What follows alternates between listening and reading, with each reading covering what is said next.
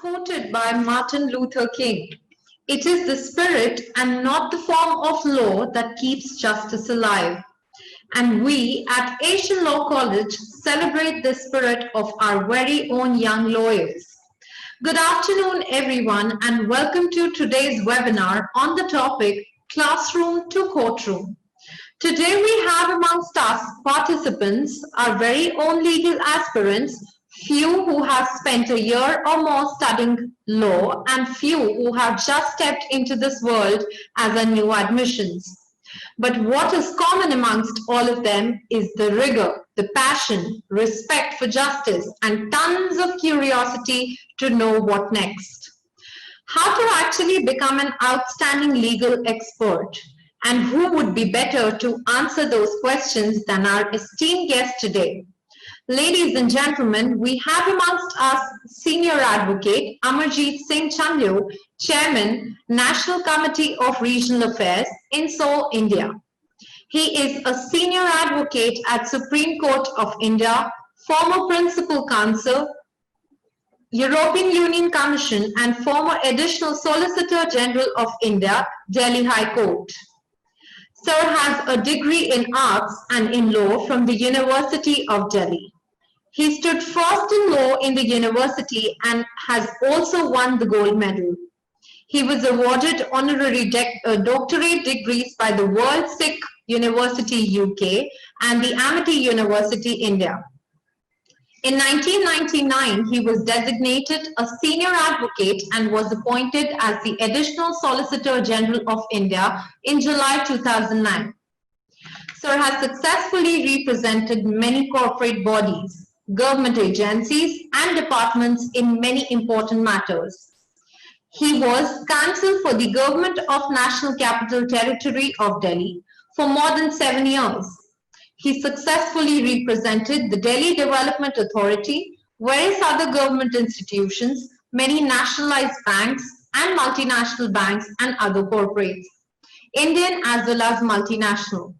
He was invited as an expert on Indian laws by various courts, tribunals, and other institutions in the United States, UK, and Australia. He has appeared before MRTP and Competition Commission of India in various matters. He is currently the President of Delhi High Court Bar Association, which position he occupied 5 times earlier, the first being in 1998.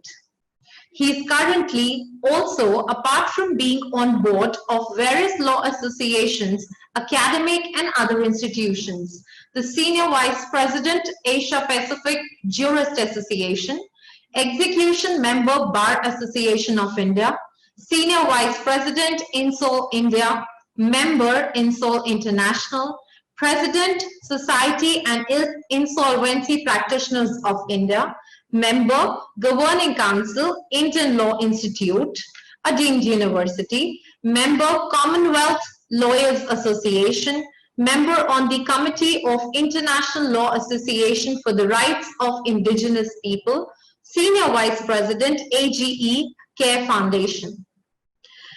Amongst other things, Mr. Chandu was awarded the National Law Day Award 2006 from the Prime Minister of India, Dr. Manmohan Singh, for the contribution made in the practice of civil law.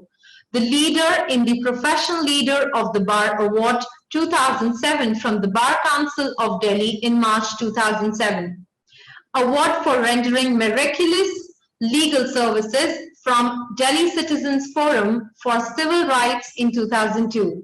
Sikh of the Year 2010 by Sikh Forum International, London, UK. So we are truly honored to have you here. I would like to request you to take the session forward and share your enriching experiences and knowledge with our students. The platform is all yours, sir. Thank you, Garima. Mr. Ravi Sharma, other members of the faculty, dear students, first of all, let me say Happy Teachers' Day to all our teachers. For once a teacher is always a teacher, and for me, teacher is the foundation which is laid when you are in a law school for lawyers to become lawyers actually ultimately.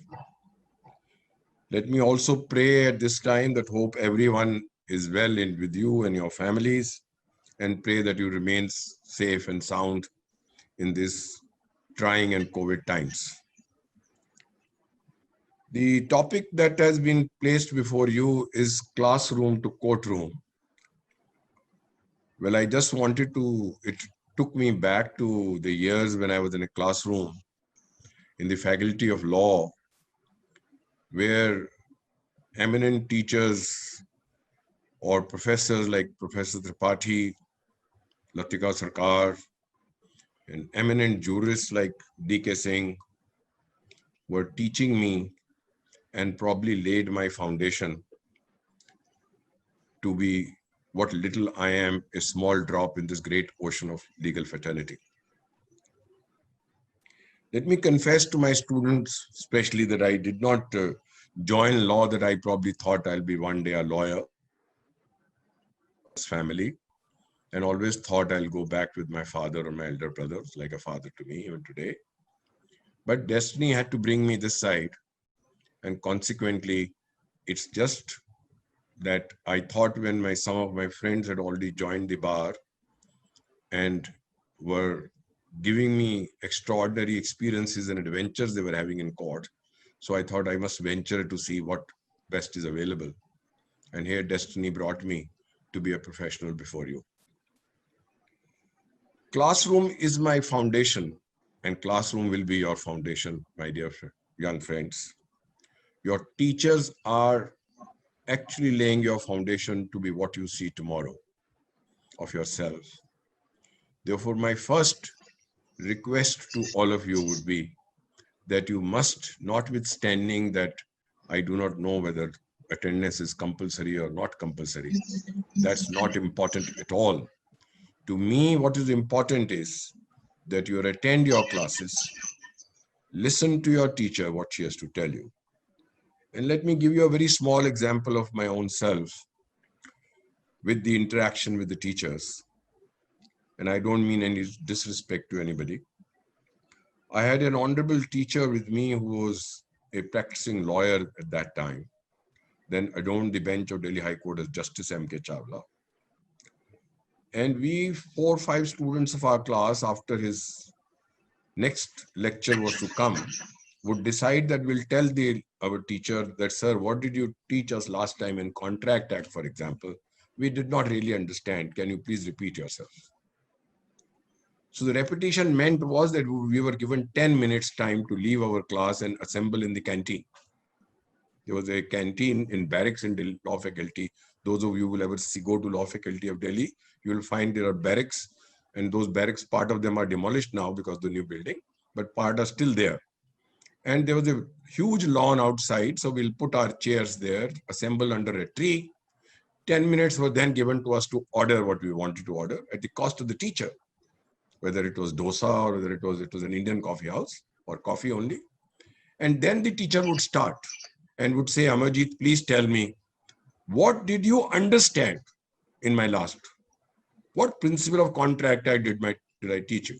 So the moment I would start, probably Garima or Mr.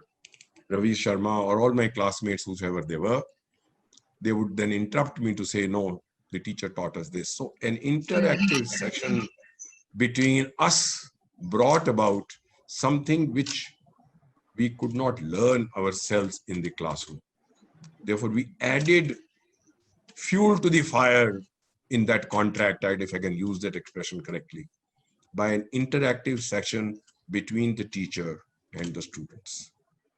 But I must tell you, each teacher is requested and does abide by it, not only requested, I must say, deserves the respect that it must get as my teacher. There's nobody more important. Two situations of life. One is the parents, the other is the guru, your teacher. Both will never have a conflict with you wherever you are. He or she would always look at you if you're expanding, you're growing, you're rising your ladder. He or she will always smile at you, whether it's your parents. You will see a new Serial, I understand. I don't watch much of TV, but I understand there's new serial coming up, India Wali Ma, which looks at her son, irrespective of what the behavior of the son is. So a teacher and the parents are two entities made by God who will never have conflict with you. So we should learn Right. to understand our teacher. We must learn to respect our teacher. The more you respect your teacher, the more you will get back respect from him. I can assure you that. And the relationship is totally different.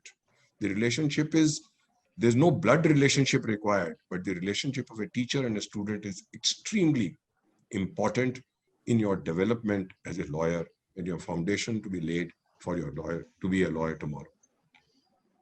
When I came to the bar, the normal course was that I will go to a court, whether I join the district court or I join the high court, and then be a litigating lawyer. And the adversarial system was the best system that was only available at that time.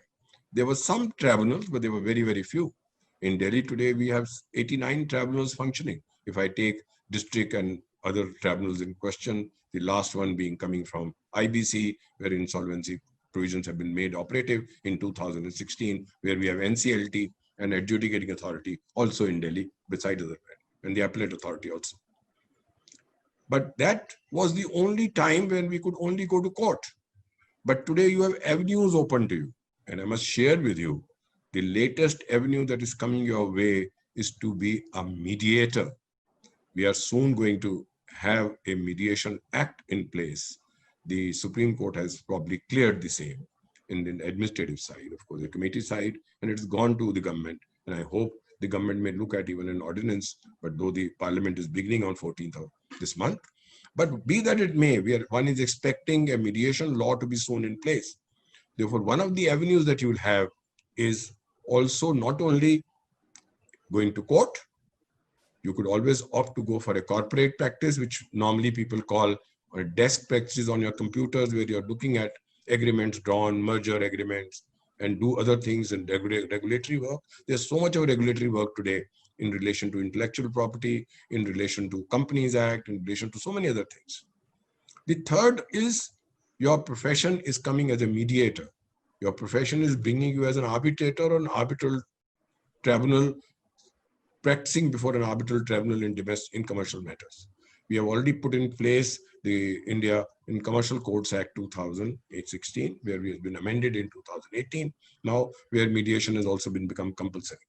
So today the options available to students is much more, many more. You go and join an in-house counsel, you go and join a law firm, you go and join people who are working corporate firms, corporate companies also have their own legal teams now. Therefore, you could always join them also, depending upon what you are looking at. But all said and done, my first request would be for your kind consideration that when you leave your classroom, first always join the court, irrespective where you want to go. Must join a court, spend 2-3 years there. You will understand how law actually starts working. You will get your foundation certainly in the law school, wherever you are, in the Asian Law College.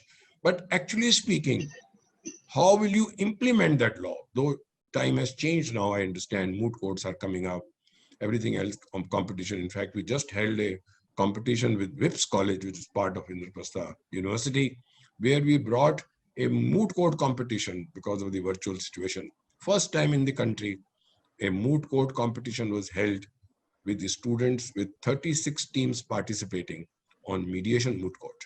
And it was a very pleasant thing to see for me that students at 5th year or last year of their knocking at the doors of the bar were equipped with the system, equipped with the principles of mediation.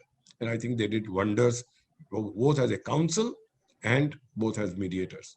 So mediation advocacy is another part, because from an adversarial system, which is normally taught to us and normally we adopt in court, because I always look at my client, I don't look at anybody else. In mediation, you will look at empathy. You will look at communication skills of yourself, communicate, and empower your party along with the party on the opposite side to come to a conclusion, come to a settlement which will be binding on them, of course, within the four corners of law.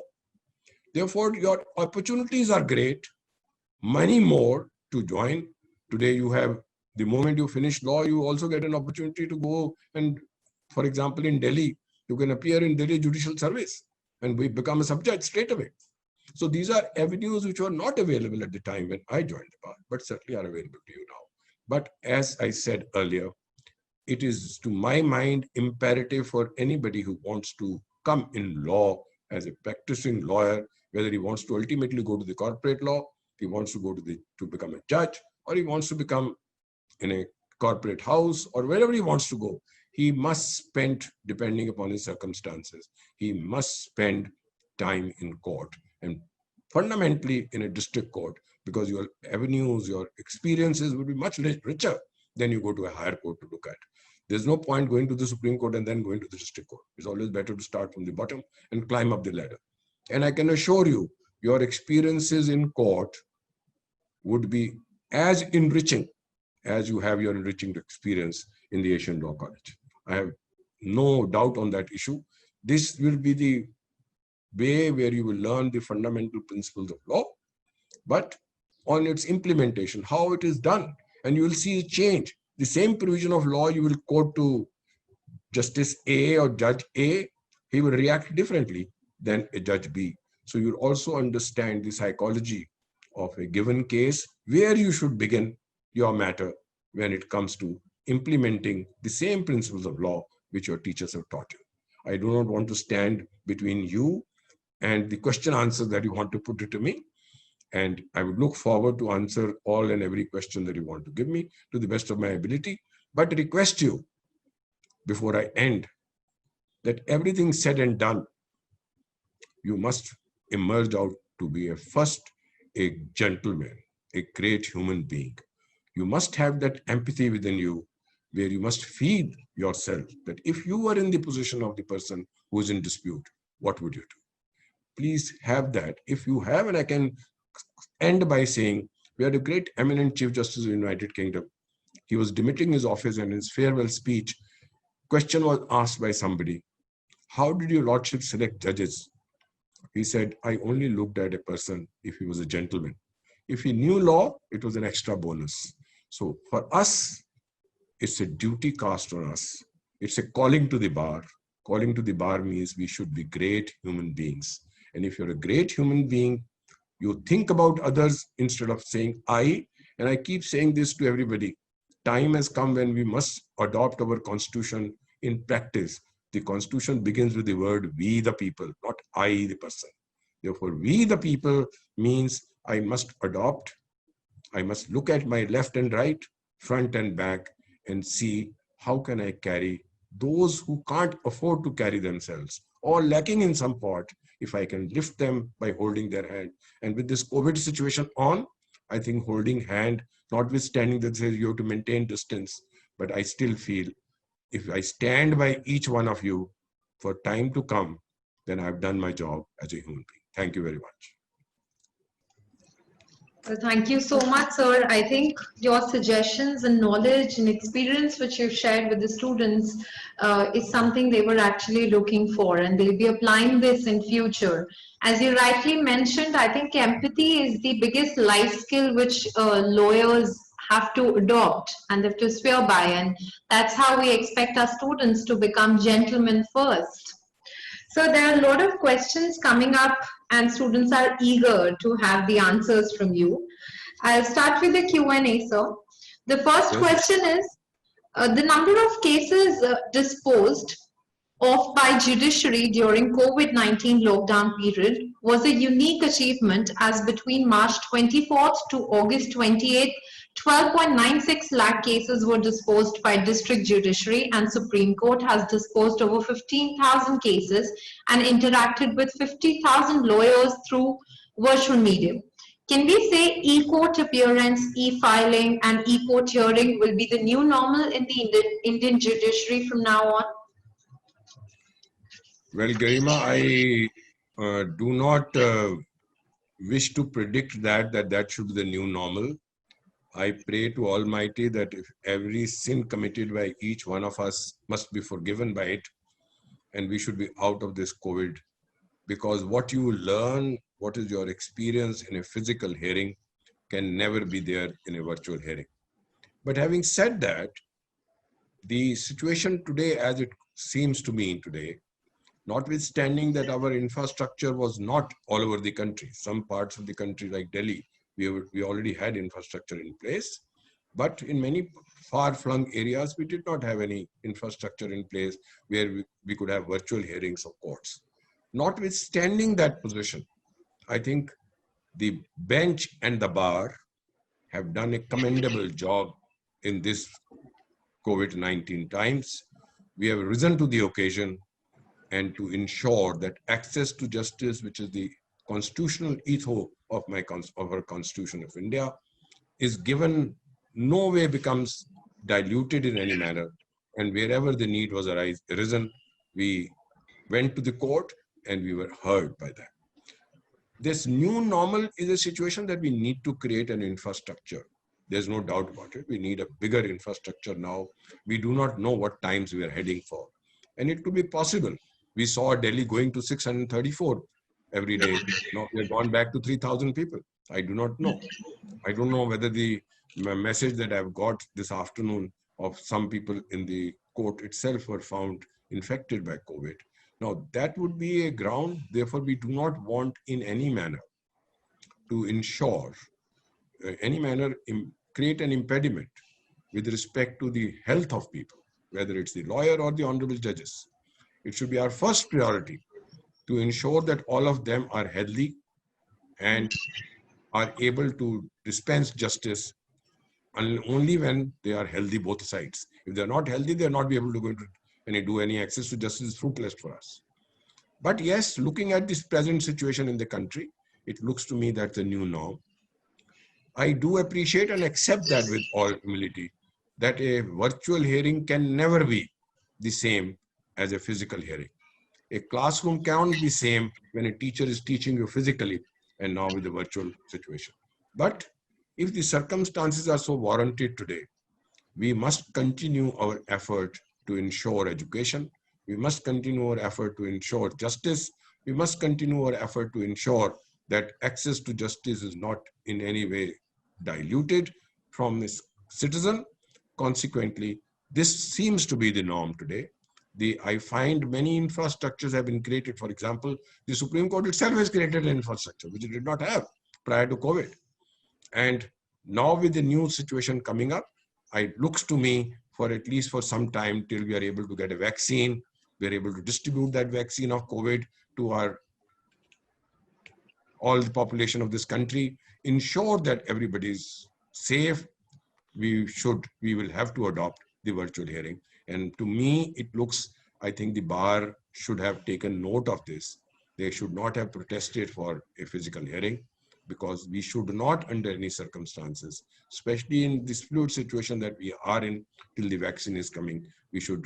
And it's not that we are not functioning. Every judge was holding court, and I can share with you, in COVID, I've seen judges in the courtroom in that sense, the matter, till 5:36 p.m. and hearing the matters. So therefore, I don't think it was, yes, I appreciate that it can't be the same as I said, physical hearing, but notwithstanding that, the new norm will have to be adopted. New norm will have to be, in fact, it is difficult to people like me, because I always thought till COVID came in that technology was impairing in the judicial system, because my child was going to the computer, and if I was to give him a proposition, he would just go and get from some Google or something and take out one sentence of a judgment and say, here the law is laid down. That research situation was impacted. Therefore, we thought technology was not correct. But now with the new norm, I think we'll have to adopt ourselves. We have adopted. In fact, I'm speaking to you as virtually today. So therefore, we will have to adopt it. It looks to be the new norm. Yes, there are difficulties. In any new system, teething problems will come, which I'm sure over the period of time, we'll be able to overcome them. And we'll still stand out the best in the judicial system. I can tell the young friends here, there is no country in this world today, no law firm in the world today of any means which does not have an Indian lawyer. So therefore, don't think that we are inferior to anybody. The British times have gone. We are far superior in everything that we do, provided we have gentlemen first and we have passion and commitment to do it, which fortunately we have today. Thank you so much, sir, for answering it so beautifully, and that we are prepared and the world is fighting the same battle. I think still the Indian court is prepared for everything possible. So we have amongst us our new admissions as well who recently joined the college, and they are really very curious and they have few very basic questions as an eager aspirant. So a student wants to know, so how can we enhance our legal thinking and reasoning skills? Well, let me tell you on that front, your first enhancement, as I said, is your attention in the class. How much are you attentive? That actually is the beginning.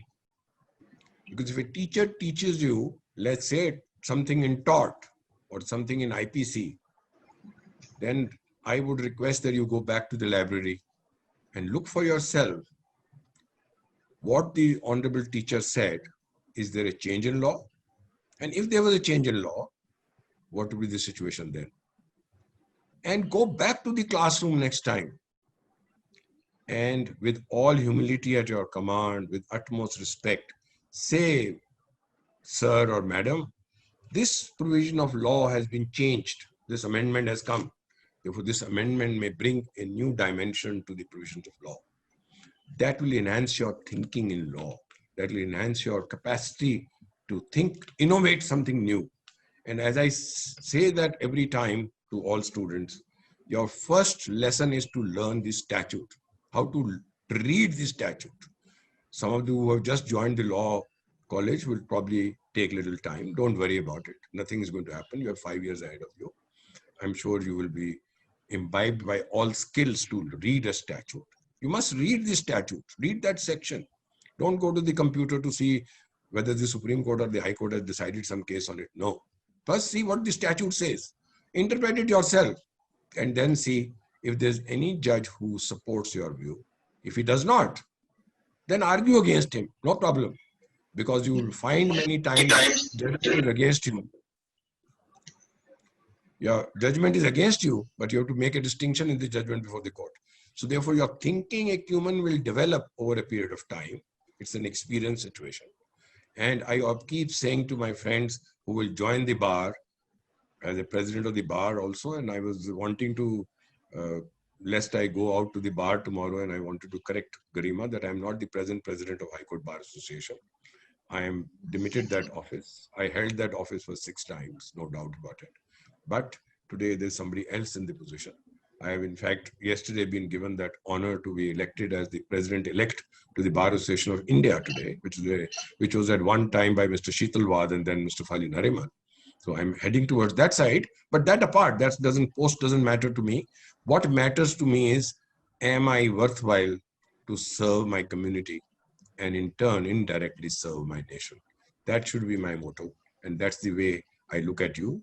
Please start reading your statutes. If you look at your statutes, then look at the facts of the case and then apply those facts to the principle of law. I don't think there should be any impediment in your thinking, enhancing your thinking strategy or thinking capacity to look at something new. Thank you so much, and congratulations to you, sir. Thank you. The next question we have is that, sir, you are the only Indian lawyer to have held the post of Principal Counsel to European Union Commission from August 2013 to March 2016. Request to please share the experience of working at an international forum. Well, I want to tell all my teachers and my friends, young friends, it was a fascinating experience. And the second matter in which I was brought in, I do not want to take the names, but I can only say former 2 presidents of United States were subject matter of prosecution before the European Commission for having put or laid their foundations in Poland, where children were being now, because of the tests that they were carrying out with respect to some nuclear tests, it was affecting the health of the mothers who were getting pregnant, and children were being brought out with deformity. So they had brought this matter of prosecution with respect to two of the earlier presidents of the United States. And I got that honor to represent as a counsel for European Union. And to give you only for the purpose of bringing on record, during the course of examination of one of the ladies, it came out that the child that was born was taken to Vatican and was subjected to cruelty during that time. So in other words, the Pope was being accused of cruelty at the hands of that young boy or young child who was born. So here, as an Indian thinks everything is open, I made a request to the European Union's 23 judges that it's time that we must examine the Pope himself, because he will tell us what deformities did he find in those children, because they thought those children who were born deformed were actually evils and consequently must be killed. So they were actually not crucified in the sense, but they would be given all kinds of bad treatment or cruel treatment, which ultimately resulted in their death. And this mother was seeking that part. So there was a huge hue and cry that here is an Indian who seeks Pope to be brought to court. So the president was a lady there, and she was extremely brilliant judge. She thought, why take it on her head or the head of all judges? So she referred the matter to United Nations. And I got the privilege on 4th of June to address the European, as a counsel for European Union, the United Nations General Assembly, to press home an argument that irrespective who is the person, what is the place at which he commits an offense, if we can make an offense, and if we need a preliminary inquiry to go to reach that offense, then irrespective of my position, whether I am a religious head or I am a head elsewhere, executive or administrator, whatever I may be, I should be subjected to the same legal principles as an ordinary citizen would be. And I'm happy to inform you that United Nations passed the resolution straight away, authorizing the European Union that if necessity arises, Pope can be called in the witness box. Therefore, that is the experience that what got as a counsel for European Union. As I said, it's an experience to enrich yourself. Enrich with what you feel otherwise. When we are at a distance, we find those countries are superior, they are developed countries, they must be doing A, B, C. But when you go into depth, you find that we should be thankful to God that even in India, we don't find such cruelties being inflicted, though of course I find some evidence of that. But by and large, we are still better off in terms of treating human beings, whereas we find many things that are happening all over the world, which will not happen in India as a human rights issue. Consequently, it was an enriching experience as a human being for me, apart from in law, to address the conflicts of law, for example, between a country, between a civil law country and a common law country, which also arose in those matters, in other connected matters that were there, in other benches that were presided by other judges. So it was a very enriching experience, and I can say with sense of pride and sense of humility, I wish many of us get that opportunity. It will be really worthwhile. Definitely, sir. I think a lot of our students are also looking forward to that. Sure. One basic question that is coming, I think it's very interesting, though your journey is an absolute example and answer to this question already. Students are asking that why should we choose law over other career options and choices present in today's times?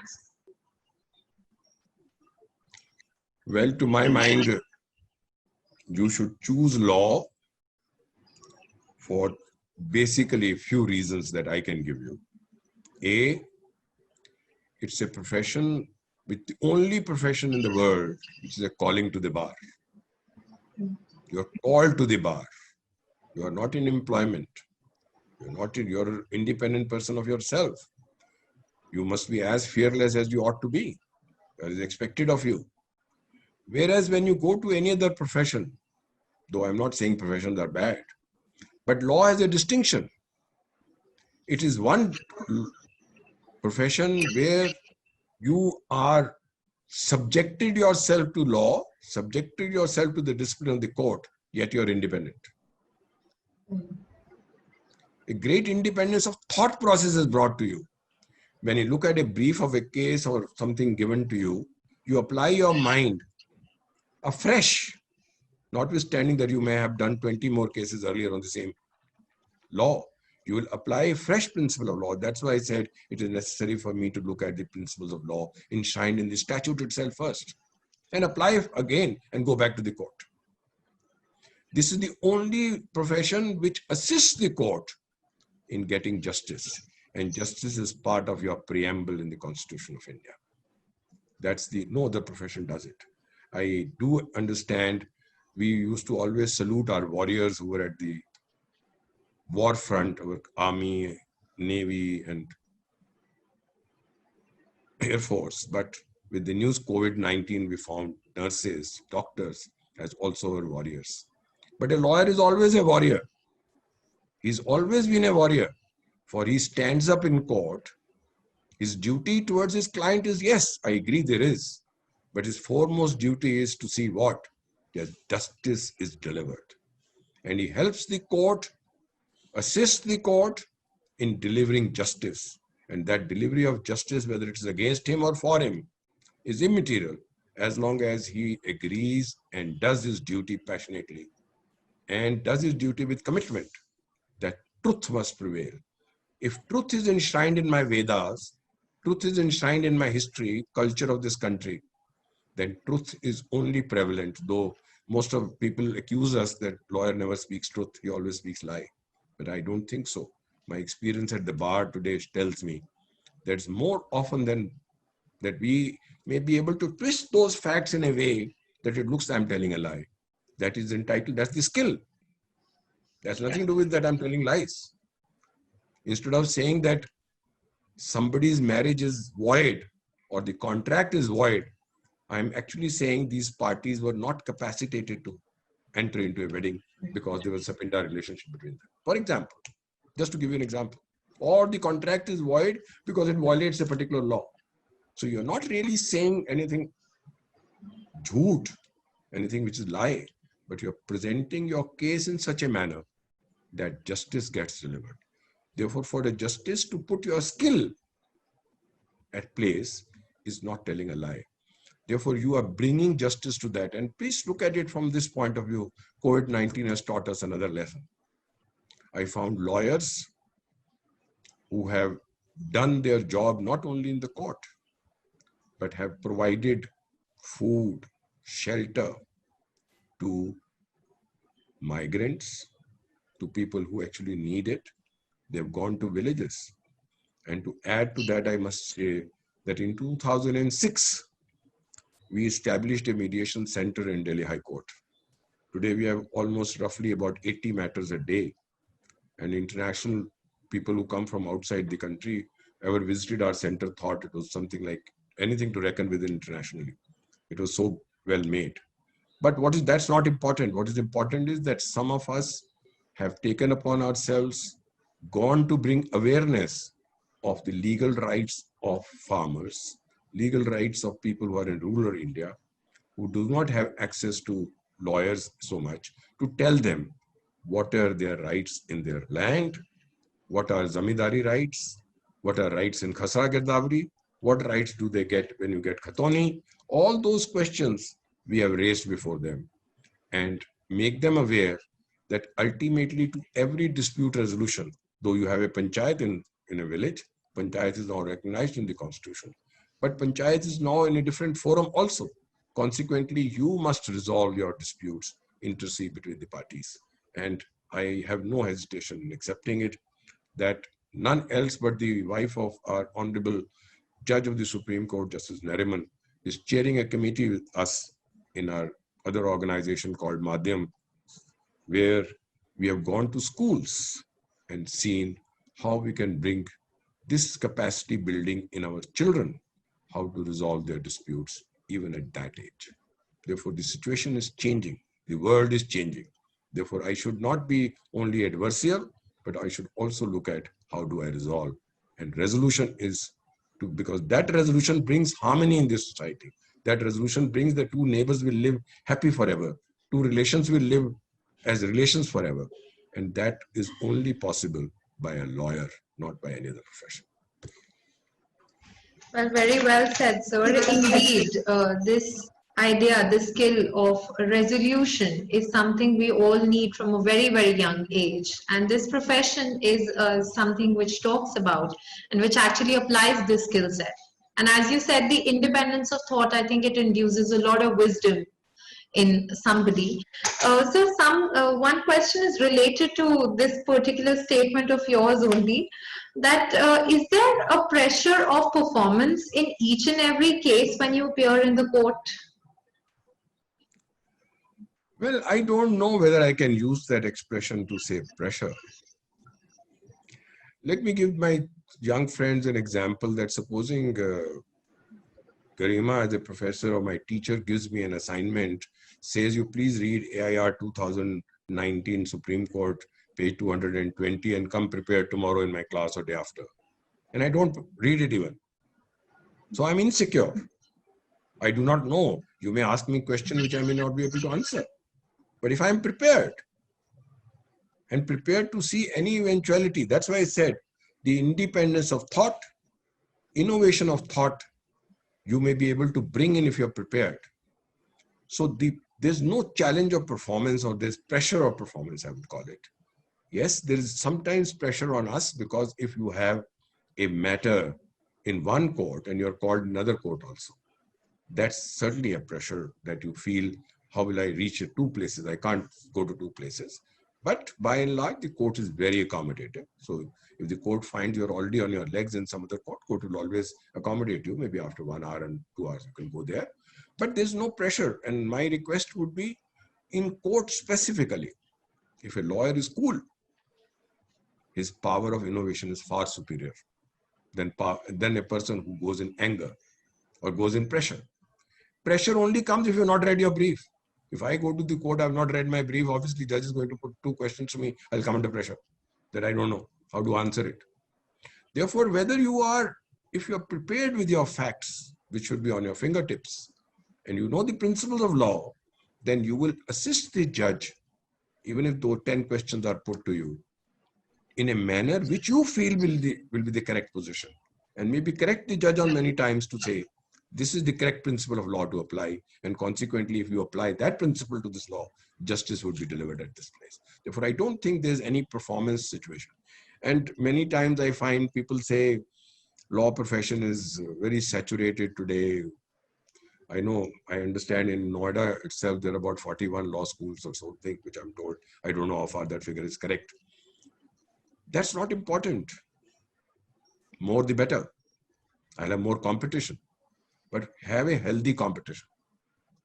And that healthy competition comes, that supposing one of you was to argue in court and I was sitting behind, I must learn from that argument of yours in court as to how did you present your case before the court, and learn that skill and adopt it. Unfortunately, in today's society, we have become so materialistic and we have become so negative that I only want to, if I don't find anything else, I start asking my wife only, why are you wearing blue color today? Why should you not wear green today? You see, because we have become negative. But if we have, a lawyer must always remain positive. He must have positive things coming to him. The moment he is prepared with himself and his principles of law, there will be no pressure on you. Pressure will be on the other side, and pressure will be on the judge, that here is a lawyer who has come, who is going to give me something new, innovative, and I'll have to decide afresh. Not that I will see Supreme Court 202 said this, and therefore I'll adopt that case. No, give him or her something new to think about. So the moment you as a lawyer bring thinking process into the courtroom, your job is done. No pressure. Pressure is on the other side, not you. Well, I think that's a call for our students, that they have to start learning more, they have to read more, be prepared, and then just maintain your cool. Everything will be fine. So we have few students with us on the panel today who would like to interact with you and they have some questions. Our first Please, please. student is Pratibha Jha. Pratibha, can you please enable your camera? Good afternoon, Yes, sir. Pratibha. Good afternoon. Basically, there are two questions combined in one question. So, if you give permission, shall I proceed? Yes, please proceed. Don't need permission. What are the life skills young lawyers and young Let me judges? stop you here and tell you something on a lighter vein. A man wanted to go inside a Gurdwara and there was a Nihang Singh standing outside. He asked him, "Can I go in?" He said, "No." But he saw 20 people going in. He again asked him, "Can I go in?" He says, "No." He says, "But 20 people are going in." He says, "Are they asking me?" So the fact that you've asked me, don't ask me, put your question. Thank you, sir. Yes. What are the life skills young lawyers and young judges should have, and how should they be stay motivated over the passage of years? Well, motivation for a judge is totally different from motivation of a lawyer. A judge's motivation, in my view, is, and let me give you again an example on a lighter vein to bring home that argument. There's a famous Lincoln's Inn in United Kingdom, and I was called to speak there. And after the question answer, as you're putting it today, I was asked a question, why after so many years of independence in India, we still call our judges "my lord," and we still copy the UK judges or UK judicial system. So I said, I want to correct you. In fact, when English started ruling on us, they copied it from India. Because we in India feel justice can only be done by one, and that is Supreme Lord, which is God. He alone knows how to do justice. But when I call him my Lord, I actually remind him that, look, my dear honorable judge, God has given you some power of attorney or some delegated power to do justice. So I remind you, my Lord, I'm actually reminding him that you are actually the delegated authority from that God. So please do justice. And that's why I called him my Lord. And got a standing ovation for it. So therefore, my question is, the answer to your question is that a judge's acumen must be different from a lawyer. Because especially in an adversarial system, I'll always look at my client, look at the person whom I'm appearing for, and probably press home that argument. But as a judge, he or she has to look at both sides, must give opportunity to both sides, not look at faces, not look at because I'm opposed by Pratibha that she'll get a better thing because she's better looking or she's related. So a judge's responsibility is much higher to my mind because he or she is going to do justice. But as a lawyer, I must show that respect. I must show a duty to that judge to assist him in coming to that conclusion and do it with respect, do it with humility, do it with dignity. Because the two are different situations. I'm not saying the judge need not be dignified. Judge has to be dignified, very dignified. The judge has to be, in fact, more humble than even a lawyer. And a judge can teach you what humility is.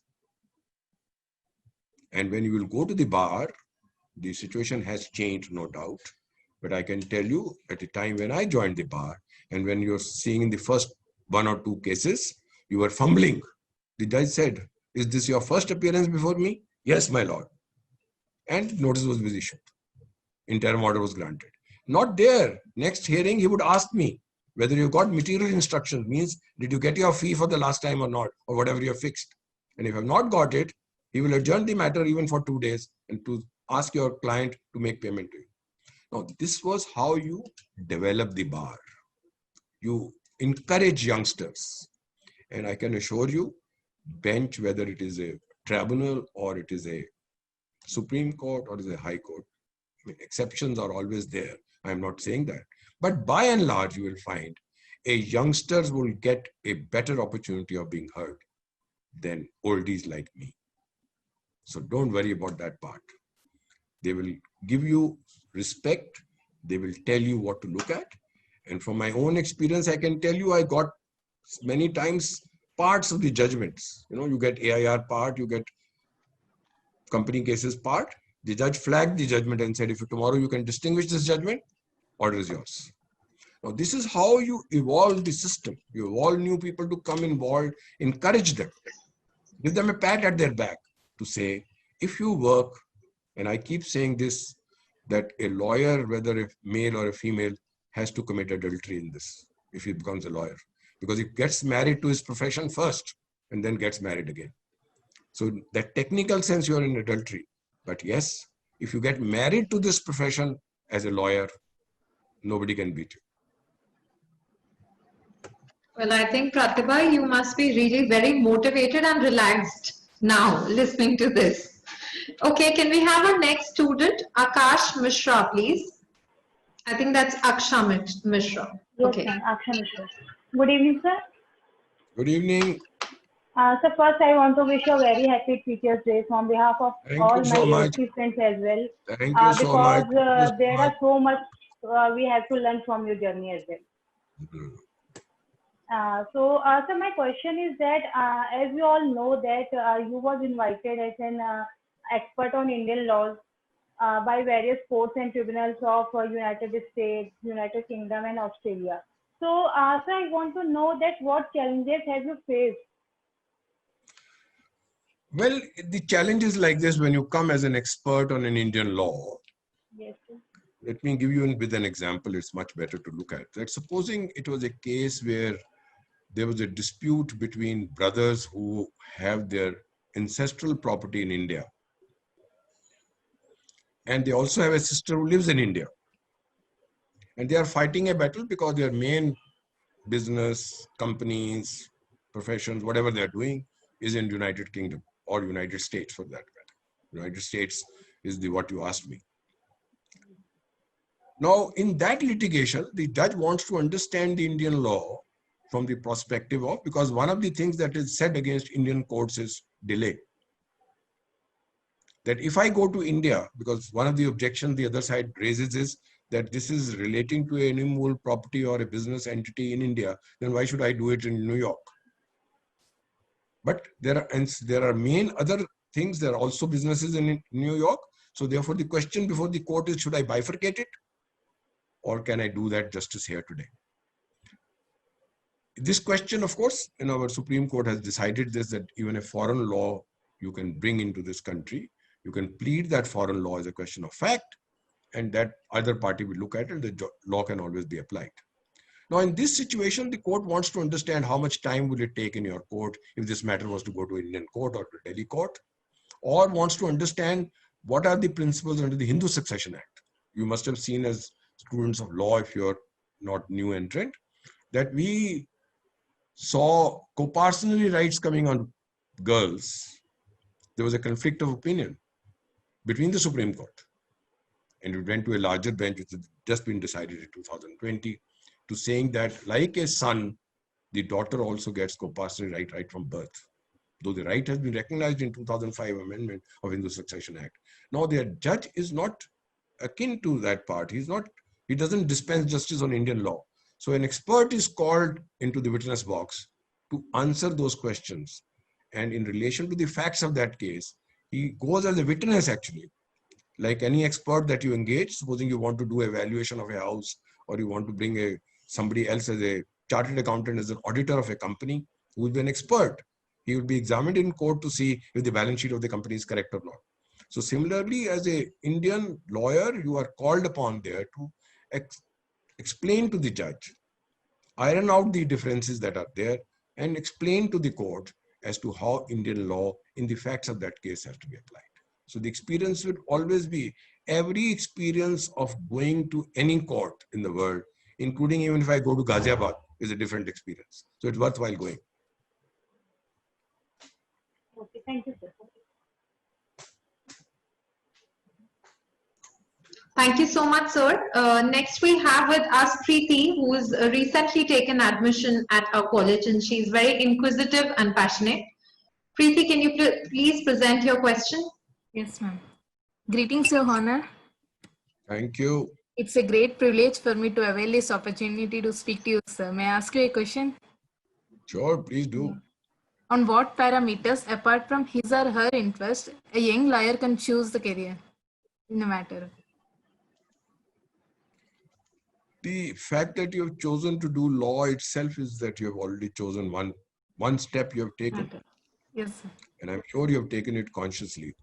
Yes, sir. Though Yes, many sir. people, as I said, of my own case, I did law not because of that, but probably because of some of the reasons that I thought, in a Punjabi family, if you finish your graduation, your next step is to get married. So I didn't want to get married that time. So I thought law would be best. And of course, my view was that I should go to become the president of the union in the university, which I achieved in 2071, 72. Now that's a different question altogether. But to my mind, your first step is you have taken that you've joined law. And joined law at an eminent institution like Asian Law College. Yes, sir. If you've done that, then your aim must be that I must look at how do I make this as my profession. As I said earlier, today law degree gives you many options. You can become a judge in a subordinate court, you can become an arguing lawyer, you can become a mediator, you can become arbitration practitioner, you can go to company law in the company law tribunal. So all those options are available to you today. But what should motivate you is the same situation. The principle is the same. You must learn your principles and have that motivation within you, that inner desire that I must get truth out and get justice for people. If Yes, that's your desire, then you're a true lawyer. I don't think I need to motivate you in any case, or your teacher has to motivate you. That motivation must come within us. I must get that desire that if there is somebody who has been wronged, I must stand up in court to do that justice for him or her. If we do that, then you're born lawyer, you don't need to do anything. Degrees only enables you to do that, that's of course, but you are a born lawyer that way.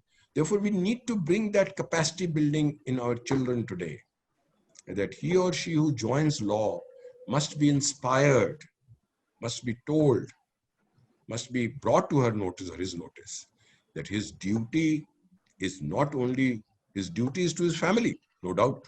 His duty is to that litigant who comes to him or her, and his duty to this court, paramount.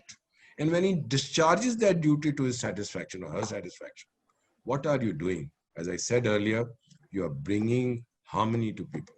You're bringing harmony in the society. And if you're bringing harmony, then all these conflicts that are happening today, you're actually putting them to rest. If you're putting them to rest, then you are doing something which you're as a human being, God has sent you to do. Because his first paramount duty that you come as a human being is to see how do you treat another human being, and you must treat him or him well. That's the point. Thank you, sir. It was a useful answer. Thank you. Sir, as you have been answering the questions, I see so many students getting motivated. They're loading us with their questions, but looking at the paucity of time, we'll restrict it to last 2-3 questions, sir. Next, Yes. we have Harshita Tiwari with us, who again is a fresher who's joined the college recently. Harshita, you can put across your question, please. Very good evening, sir. Wishing you happy Teachers Day and good luck in this pandemic time. Thank you. Thank you. So my question is, please help us to understand IMSOL India and your journey at it. Well, I must give you this in 5 minutes, the whole background. INSOL India is part of INSOL International. INSOL International is almost in every country today in the world, because the insolvency regime, though we brought into our country only as late as 2016, we brought IBC into it. We had a Companies Act earlier where we could only do one thing, wind up a company. But a resolution process, as we now look at IBC, has been brought for the first time in the country in 2016 by bringing IBC code.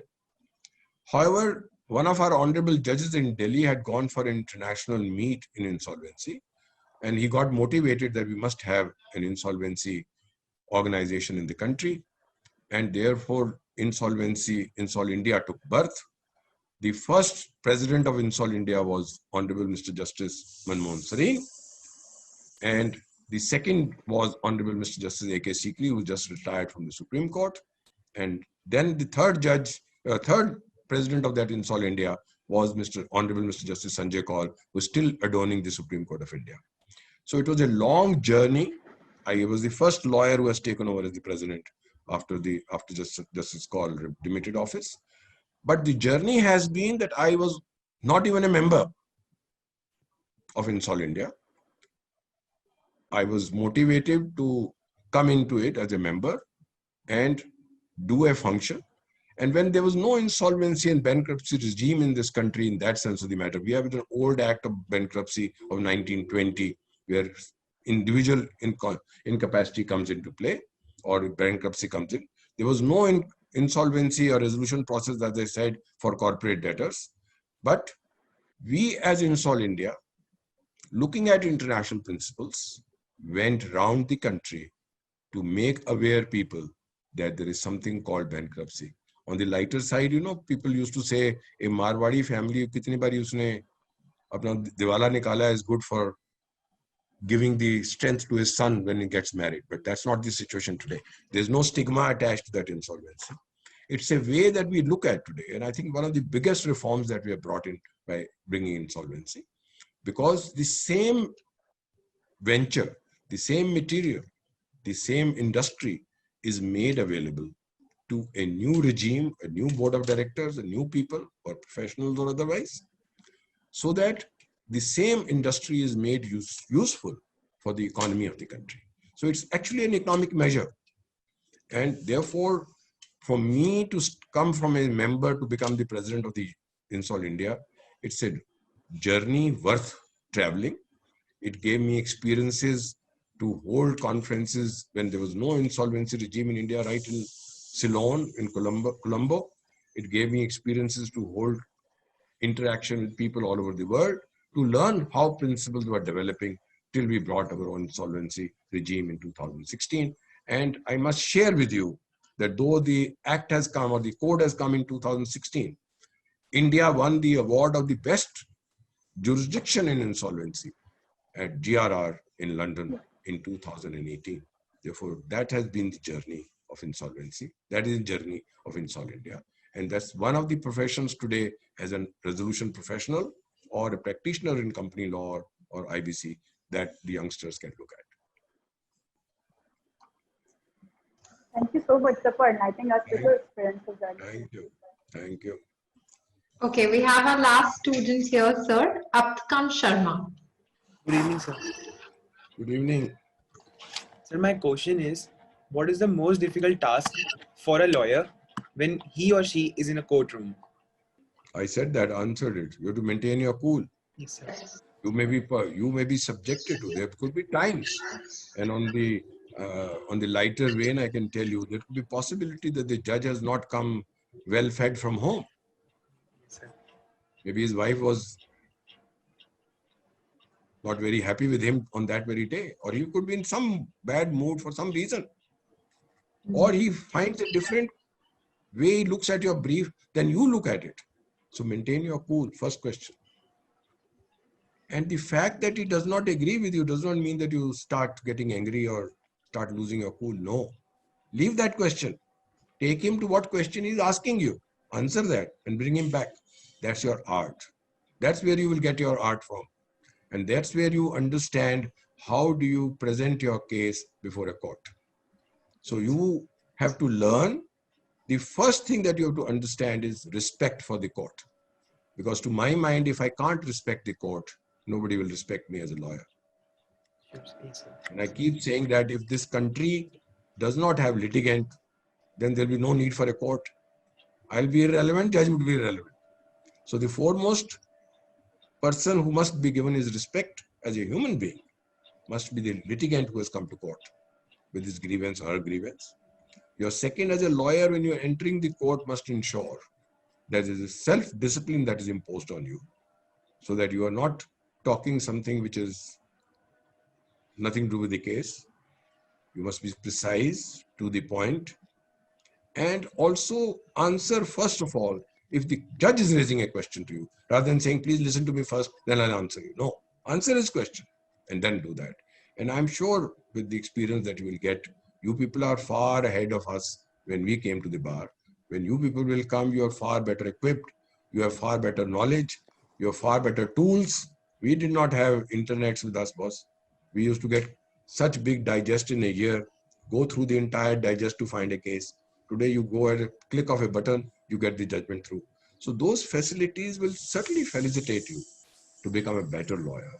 But there are challenges today. Your artificial intelligence is probing into it. I do not know how far it will impact the legal profession.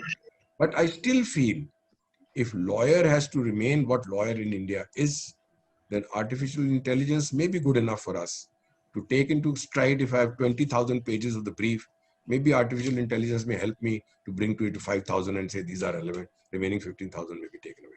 But I don't think artificial intelligence will be able to give you new innovative ideas to interpret law in the facts of a particular case. So therefore, I don't think there's any threat to the profession in that way of sense. And as I said, you people are far superior. Your knowledge of the world is far superior than us. And therefore, I'm sure Indian bar has a greater future ahead of us. Thank you so much. Thank you, sir. One last eager thing that we want to know, who is your role model? You being a role model for so many people, who's yours? My role model, as I said, the times were different, Garimaji, at that time. My role model, first of all, is my own guru who taught me what law is. And if any one of you or all of you would ever go to Delhi High Court, you will find there is a glass canteen that we made. And that canteen has been dedicated to him when I was the president of the bar. He is Mr. Loknath Sethi. He was my idol. And he became my idol, actually speaking, by virtue of the fact of his sheer behavior towards me. He don't know whether he was an astrologer or not, or he thought that I could become something, a good lawyer or not lawyer. I'm not very sure whether I am also good or not. But the fact of the matter is, he imbibed encouragement in me. He imbibed strength in me. He would look at me to see and give me an opportunity to think new things, bring to his notice, and even if I was disagreeing with what he was doing, he would gladly accept it. And many times he would answer back to say, I think you have a point rather than my point to be urged in court. Now, these are words of wisdom by a senior, by an elder who's like a father to you. And if he pats you at the back, because I feel though my parents brought me into this earth, my mother and father gave me many values of life, of integrity, work hard. In fact, I keep telling my own children that what my mother taught me to get up early morning is paying dividends to me today, because in the evening you spend having conferences with your solicitors or advocates on record. It's only early morning that you prepare yourself for your cases. So that early morning habit was a blessing for me, though at that time one used to feel why my mother is waking me up so early. But those values were imbibed into you. My father imbibed into you how hard work is necessary to achieve anything. They all came from Pakistan after partition. Started in a small way, and God was kind. He made it big in a business venture. So that hard work probably I learned from my father. I learned my getting up early and committed from my mother. And my guru taught me there's nothing like hard work if you concentrate on statute and have the capacity to say Supreme Court was wrong in this case, and this is how you look at it. You will find new ideas, new things to be given to court, and that's where you will succeed in life. And I think his blessings, blessings of my parents, blessings of my mother-in-law, who was all along blessing me, have brought all this, whatever little you find in me today. Thank you so much, sir. Your experience and knowledge are all, I would say, they're immeasurable value for us. I would like to propose a hearty vote of thanks to you, sir, for gracing us with your presence today. On Thank you behalf so of much. the directors, faculty members, students, and the entire AEG family, we thank you, sir, for lending us your time today. And finally, as an appreciation, sir, for the time and your valuable input you have shared with us today, I would like to offer a memento as an effort of appreciation. We welcome you to the AEG family, sir, and we look forward to a continued association with you. For sure, there's no problem. Thank you so much. Thank you so much, sir. Thank you, dear. Thank you.